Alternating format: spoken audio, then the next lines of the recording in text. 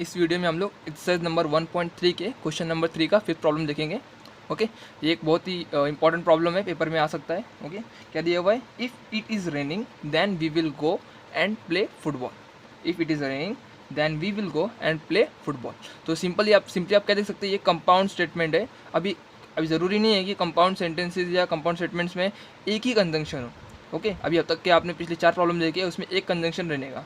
ठीक है, यहाँ पे एक्चुअली देखेंगे तो एक्चुअली ये 3 सिंपल सेंटेंसेस को बना हुआ स्टेटमेंट है। ओके, 3 सिंपल सेंटेंसेस को बना के अभी उसको हम आइडेंटिफाई करेंगे। ओके, तो सबसे पहले मैं यहाँ पे लेट कर देता हूँ। ओके, पहला मैं उसको, जो हमारा सिंपल सेंटेंस होगा उसको मैं क्या बोलूँगा? पी बोलूँगा। इसके अंदर देखो, सबसे पहला क्या देख सकते हैं? इफ़ देन, इसके बीच में भी एक वर्ड है, क्या है? It is raining. तो ये हमारे सबसे पहला हो जाएगा। इट इज़ रेनिंग, देख सकते हैं ना, it is raining. It is simple sentence एकदम, RA जी। Okay, it is raining. Okay, next क्या बोल सकते हैं हम लोग सिंपल सेंटेंसेस में? दूसरा क्या है? We will go and play football. यानी हम लोग क्या सकते हैं, एंड है, लेकिन हम लोग दूसरा क्या देख रहे हैं? वी विल गो देख रहे हैं ना, वी विल गो, हम लोग जाएंगे। ये हमारा क्या हो जाएगा? दूसरा सेंटेंस, वी विल गो। क्या होगा? ओके, ठीक है। And play football, we will play football, ये भी हमारा एक सिंपल सेंटेंस है ना, वी विल प्ले फुटबॉल। ये हमारा तीसरा हो जाएगा, r, we will play football. Okay, actually आप क्या देख रहे हैं यहाँ पे कितने सेंटेंसेस है? इट इज़ रेनिंग सिंपल एक हो गया, वी विल गो सेकंड हो गया, और we will play football. We will play football simple sentence है। ओके, अब यहाँ पे एंड से समझ में आ रहा था कि ये दोनों जुड़े हुए हैं, और इफ़ और देन से समझ में आ रहा था कि ये और ये जुड़े हुए हैं। इसके लिए हम लोग को क्या समझ में आ रहा है? 3। आपको जितने भी कंजंक्शन अलग अलग मिलेंगे उतने से, अगर एक है तो दो है तो 3। ठीक है, आप इस तरह समझ सकते हैं इसको। अभी यहाँ पे हमको 3 सेंटेंसेस मिले क्योंकि 2 कंजंक्शन थे। अभी नेक्स्ट हम लोग क्या करेंगे? इसका निगेशन निकालेंगे। उससे पहले हम लोग क्या करेंगे कि हम लोग इसको सिंबॉलिक फॉर्म में लिखेंगे। ठीक है, क्या लिख सकते हैं फिर? द गिवन स्टेटमेंट इज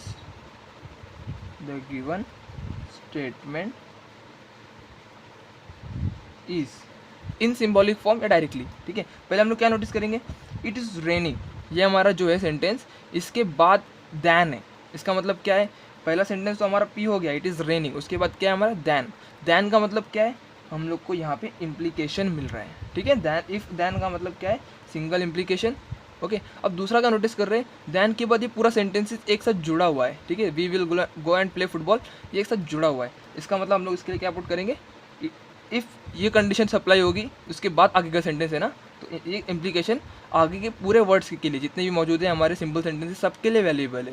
यानी कि हम लोग को डालना पड़ेगा bracket. We will go and play football, we will go पहला हमारा है ना, तो उसको क्या बोलेंगे हम लोग? Q. We will go, and उसके बाद है तो एंड, देन प्ले फुटबॉल तो सिंपल आर। इस तरीके से हम लोगों ने क्या ऑप्टेंड किया? उसका सिंबॉलिक फॉर्म ऑप्टेंड किया, p implication and bracket q and r. Next क्या करेंगे हम लोग? देयरफॉर, सिंपल उसी तरीके से, इट्स निगेशन इज निगेशन। अभी मैं स्क्वायर ब्रैकेट डाल देता हूँ, अब मेरे पास अभी पहले से एक राउंड ब्रैकेट है, इसलिए p implication bracket q and r. ठीक है, ये हो गया हमारा निगेशन। अभी इसको हम लोग पहले सिंप्लीफाई करेंगे। ओके, सबसे पहले हम लोग इस सिंबॉलिक फॉर्म को सिंप्लीफाई करेंगे। अभी क्या कर रहा है? Negation p implication bracket q and r. अभी हम लोग ज़्यादा टेंशन लेने की ज़रूरत नहीं है। हम लोग क्या करेंगे, जैसे हम लोग कभी भी ब्रैकेट सॉल्व करते तो अगर समझो ऐसा लिखा होता माइनस ब्रैकेट 5 प्लस 5 इंटू 3, समझो ऐसा लिखा हुआ है, हम लोग 5 इंटू 3 परफॉर्म नहीं कर रहे। हम लोग क्या कर रहे हैं? सबसे पहले माइनस साइन मल्टीप्लाई कर रहे हैं, एक बार इसको और एक बार फिर उसको। लेकिन यहाँ पे हम डायरेक्टली नहीं करेंगे, यहाँ पे हम लोग को कुछ ऑर्डर्स और रूल्स को फॉलो करना है। किसका रूल्स फॉलो करना है? यहाँ पे इम्प्लीकेशन है ना, इसके लिए हम लोग इम्प्लीकेशन के रूल को फॉलो करेंगे। ठीक है, हम लोग इम्प्लीकेशन यानी कि negation of p implication q, okay, equivalence to p and negation q, ये रूल को फॉलो करेंगे। अभी यहाँ पे हमारा जो पी है वो पी है, इम्प्लीकेशन के बाद की पूरी टर्म क्या है हमारी यहाँ पर? क्यू। यानी यहाँ पे ये पूरी टर्म अभी हमको किस तरह बिहेव करेगी? हमारे लिए क्यू की तरह।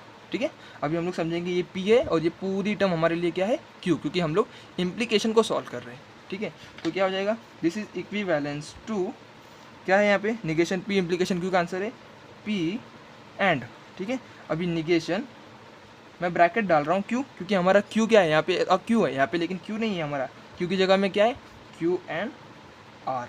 ठीक है, यहाँ पे हमने क्या किया, आप क्लियरली नोटिस करो कि हमने जो अंदर की पूरी टर्म थी उसको क्यू की तरह बिहेव कराया।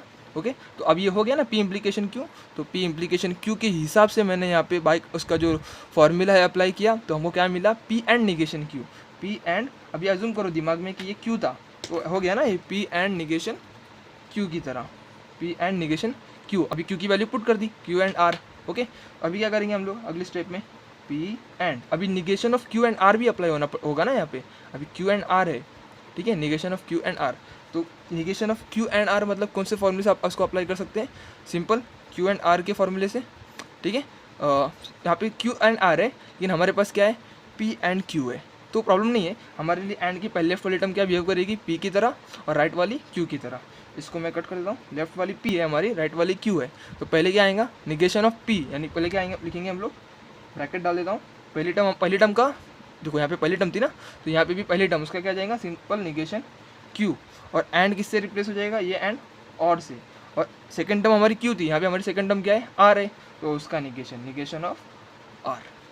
ठीक है, क्या करना है यहाँ पे, सबसे पहले इसको अज्यूम करो दो टर्म ही है, उस तरीके से उसका निगेशन निकालो। नेक्स्ट में आपको खुद ही मालूम पड़ रहा है वापस से दो टर्म है, उसको इससे कोरिलेट करो और इस फॉर्मूले से वापस से उसका निगेशन ऑब्टेन कर लो। एक बार निगेशन ऑब्टेन हो गया, आपका सिंबॉलिक निगेशन कंप्लीट हो जाएगा। अब उसके सिंबॉलिक निगेशन की हेल्प से हम लोग क्या करेंगे, हमारा स्टेटमेंट लिखेंगे। ओके, स्टेटमेंट किस तरह लिखना है, बहुत ही सिंपल है। देखो पहले क्या लिखा हुआ है, पी लिखा हुआ है ना, तो सिंपली आप क्या नोटिस कर रहे हैं, पी हमारा क्या था, रेनिंग था ना, इट इज़ रेनिंग।